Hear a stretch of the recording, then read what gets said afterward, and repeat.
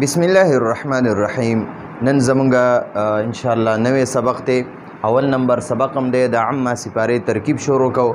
د ترکیب د مخکې د عامه سپارې د صورت د شروع کېدو نه مخکې به مونږ د بسم الله ترکیب وکړو. بسم الله ترکیب خلکو په څو طریقو سره کړی، خو زه به کوشش کوم چې څومره اسانه طریقه وي چې په هغه طریقې باندې وکړو. نو بسم الله کې چې دا کوم با ده، دا با دې ته حرف جر وایي، حرف جر. او دا اسم چې دی اسم، نو دا اصل کې خو داسې مجرور دی، خو دې کې به مونږ لږ باس کوو، ډایرکټ په مجرور نه جوړو، ځکه د دې نه دا وروستی اسم د ده لپاره مضاف جوړېږي، نو مضاف الیه جوړېږي، نو دا به مونږ مضاف کو. دا اسم څه شی دی؟ دا مضاف دی. او دا الله چې دی الله، نو دا ډایرکټ مونږ مضاف الیه نه جوړو د اسم دپاره. د نه به وروسته مونږ وګورو که د ده په شانتې یعنی لفظ الله معرفه دی، نو دا وروستو اسم به وګورو که دا هم معرفه وي، او بیا د هغې نه وروسته به وګورو چې هغه هم معرفه وي، نو بیا به د الله لفظ الله به ورله موصوف کو، او دا دواړه به ورله صفتونه کو. نو دا لفظ الله د خپل دواړو صفتونو سره، دا لفظ الله موصوف د خپل دواړو صفتونو سره دا مضاف الیه شو، د اسم مضاف دپاره. مضاف مضاف الیه دا د حرف جر با حرف جر دپاره مجرور شو. نو جار مجرور دا متعلق شو، یو متعلق وي یو متعلق وي. نو متعلق دا حرف جر وي، او چې بیا د ده کله په لفظونو کې یو متعلق موجود وي چې دا حرف جر د چا متعلق جوړیږي، چې هغه موجود وي که نه، نو بیا به د حرف جر چې کوم هغه مجرور جوړ شو، جار مجرور مرکب جاری جوړ شو، نو دې مرکب جاری ته که چېرته د ده په لفظونو کې هغه متعلق موجود وي، نو دې ته به بیا مونږ ظرف لغوه وایو. او که متعلق موجود نه وي، بیا به ورته مونږ ظرف مستقر وایو، چې کله موجود نه وي حرف جر، دا متعلق موجود نه وي. نو با حرف جر شو. او اسم، نو دا به مونږ دې کې به ګوره یو خو صرف ترکیب کول دي، اسم مضاف لفظ الله موصوف، او رحمان صفت اول، رحیم صفت ثانی، دا صرف ترکیب شو. یو دې سره سره د یو په جمله کې اعراب هم ویل. نو دا لفظ الله لفظن مجرور، دا لفظن ورسره ځکه وایو چې په لفظونو کې وګورئ مجرور دی. لفظن مجرور مضاف الیه، مضاف لفظن مجرور مضاف. او لفظ الله دا به عموما وګورئ لفظونو کې وګورئ آخري حرف ته به موږ ګورو، نو لفظونو کې دا مجرور دی، نو دې ته به موږ ولیکو لفظن مجرور موصوف. موصوف ورته ځکه وایو چې مخکې د ده صفتونه شته دی. دا رحمان چې دی که نه، رحمان الرحمن، نو دې الرحمن ته به اوس مونږ وګورو، نو که دا هم په آخري حرف باندې جر وي، نو دې ته به مونږ ولیکو لفظن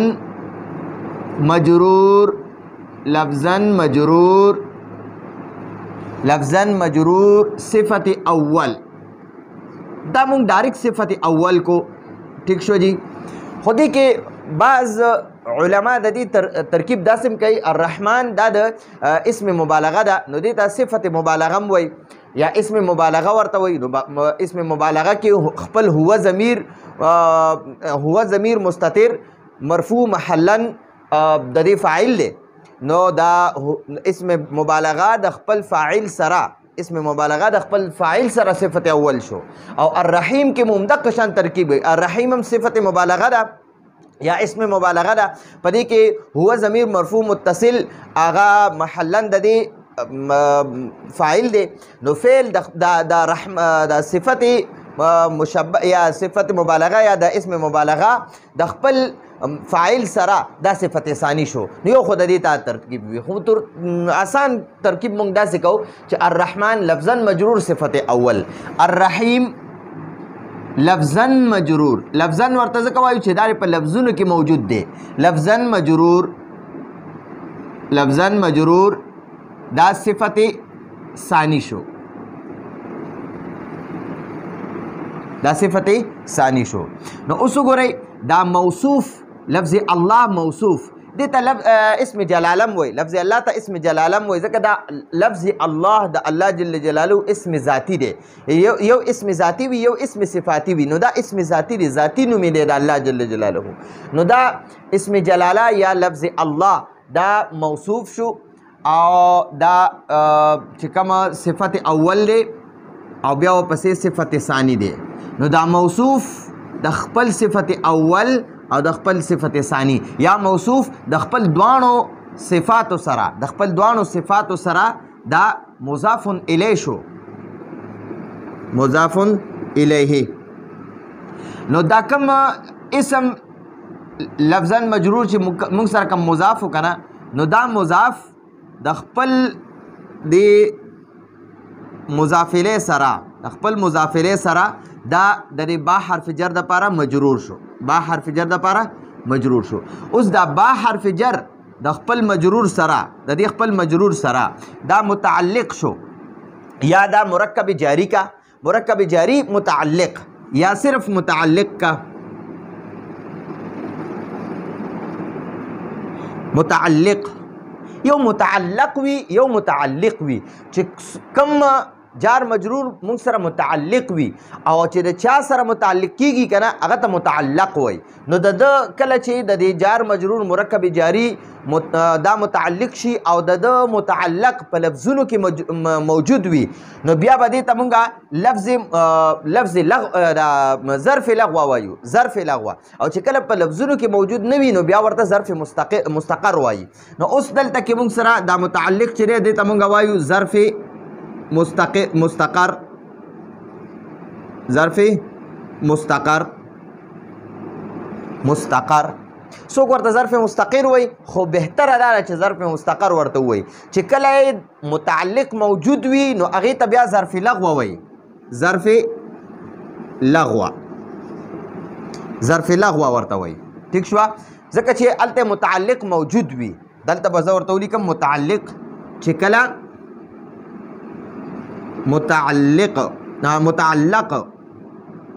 متعلق موجود وي نو بیا به ورته ظرف لغو وي، او چې کله متعلق موجود نه وي بیا به ورته ظرف مستقر وي، مستقر. نو دلته کې اوس د بسم الله الرحمن الرحیم دا کم جار مجرور چې اخره کې کم جوړ شو ترکیب کې، دا مونږ سره ظرف مستقر دی ځکه چې د متعلق موجود نه دی. نو متعلق به ولا مونږه فعل محذوف روباسو، اشرعو به ولا روباسو، اشرعو، اشرعو، اشرعو. دا فعل مضارع واحد متکلم صيغه ده، فعل مضارع معلوم واحد متکلم، واحد متکلم فعل مضارع معلوم صيغه ده، واحد متکلم، واحد متکلم فعل مضارع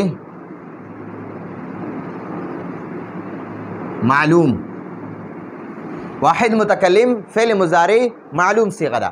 پدې کې انا ضمیر، انا ضمیر متصل، انا ضمیر متصل محلا مرفوع، مرفوع محلا فاعل، مرفوع محلا فاعل. انا ضمیر، انا ضمیر متصل، یو ضمیر متصل وي یو منفصل وي. انا ضمیر متصل مرفوع محلا فاعل، مرفوع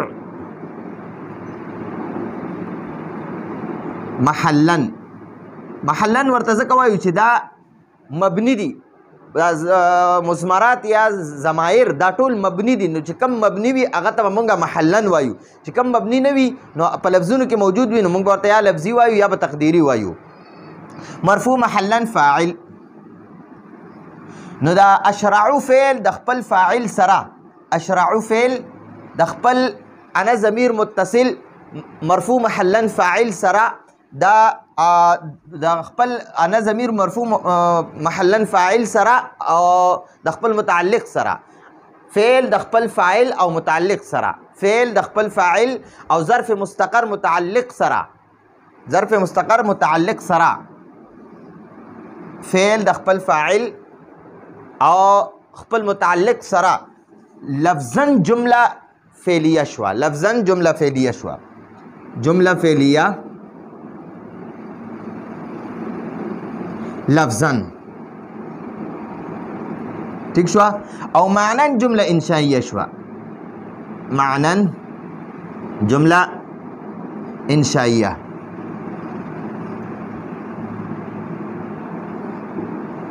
ٹھیک شو جی نو دا صرف زمونږ سره د بسم الله الرحمن الرحیم ترکیبو با حرف جر اسم لفظا مجرور مضاف الله لفظا مجرور موصوف الرحمن لفظا مجرور صفت اول الرحیم لفظا مجرور صفت ثانی نو لفظ الله موصوف د خپل دوانو صفتونو سره مضافره شو د اسم مضاف د پاره اسم مضاف د خپل مضافره سره د با حرف جر د پاره مجرور شو با حرف جر د خپل مجرور سره دا متعلق شو د فعل نو دې ته متعلق عموم ویل شي دې ته ظرف مستقر وای جار مجرور دا ظرف مستقر شو جار مجرور ظرف مستقر شو یا جار مجرور متعلق شو د فعل محذوف محذوف یعنی موجود نه دی مونږ سره مونږ به ورله دا روباسو نو اشرعو مونږ ورله فعل محذوف راوښکلو نو بیا هم دا جار مجرور ظرف مستقر جار مجرور ظرف مستقر دا د اشرعو فعل متعلق شو اشرعو فعل د خپل انا ضمیر مرفوع محلا فاعل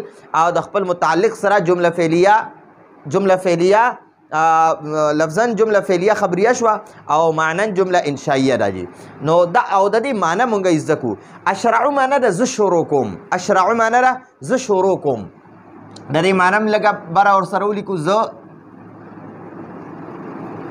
شروع کوم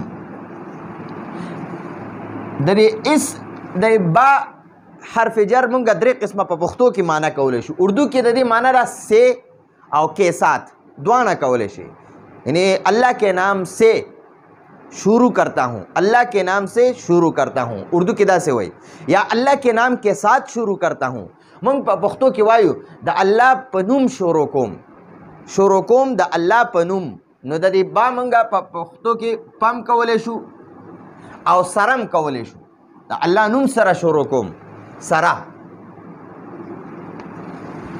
نو ز شروع کوم په نوم د الله دا لفظا وي خو زما دا لفظا ترجمه نه خو دا بیا موږ واپس ورسره سلیس ترجمه کوو نو با معنی د سره او په نو زه شروع کوم په نوم د الله اسم نوم ته وایي نوم او لفظ الله دا د الله جل جلاله ذاتی نوم دی رحمان دا صفت مبالغه ده د دې معنی ده چې ډیر زیات مهربانه ډیر زیات رحم کوونکی ډیر زیات رحم کوونکی یا ډیر زیات مهربانه بعض مفسرین د دې معنی کوي په دنیا او آخرت کې مهربانه ٹھیک شو جی نو مهربانه ډیر زیات مهربانه د قدم مبالغه صيغه ده ډیر زیات او الرحیم دام صفت مبالغه ده نو د دې رحیم معنی چې صرف بعض مفسرین د دې معنی کوي صرف په آخرت کې مهربانه ٹھیک شو جی خو موږ به دې ته وګورو ډیر زیات مهربانه او نهایت رحم کوونکې نهایت رحم کوونکې نو د دې به موږ اوس معنی کوو شروع کوم په نوم د الله چې رحمان او رحیم دی یا د الله په نوم سره شروع کوم چې رحمان او رحیم دی نو دا زموږ سره د دې لفظا ترجمه موږ وکړه او مختصر ترکیب مو کو د دې نور ترکیبونه هم خلق کوي دا جمله اسمیه هم د دې نه خلق جوړوي مختلف علما د دې مختلف طریقې سره مشکل ترکیبونه هم کوي خو ما کوشش وکړو چې حتی الوسه دا آسان ترکیب وکړم نو دا زموږ د نن ورځې درس راتلونکي درس پر اجازت غواړو هذا هو المرام والله اعلم بحقیقة الكلام